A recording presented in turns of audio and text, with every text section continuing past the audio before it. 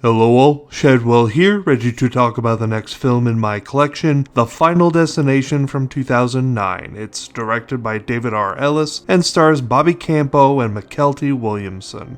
David R. Ellis also directed Final Destination 2, which is funny that he directed the second and fourth installment because Final Destination and Final Destination 3 were both directed by the same guy as well, James Wong.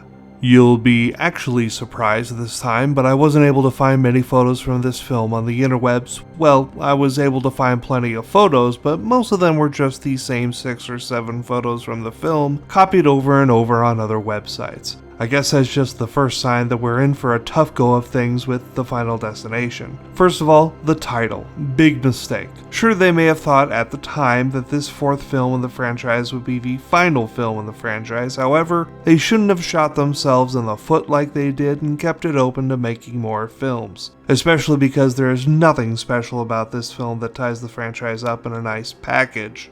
It is in 3D though, which is painfully obvious from all the shit flying towards the camera in the film. Or I should say was in 3D because the Blu-ray copy I own doesn't have a 3D option, although at around this time that this released, they were making 3D Blu-rays that played on their own special television, which, since I can't see 3D, I of course never invested in. So the 3D experience for The Final Destination might actually exist on physical media out there somewhere if that sort of thing is important to you. Anyway, I'm not a fan of this film because it just feels tired by this fourth go-around and they don't do anything other than the 3D gimmick to make it feel fresh or new. The deaths aren't even that memorable.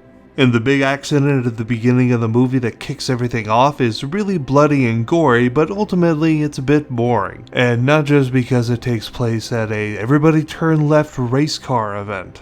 Plus, I talked last review about the film feeling fun, and the deaths later on in this film feel more mean-spirited than anything else. And when they have Bubba, a Bubba Gum Shrimp, Mykelti Williamson at their disposal, and it comes time to, big spoiler alert, off him, there is no fancy mousetrap set up to it as he's taken out by an oncoming vehicle in a matter of moments.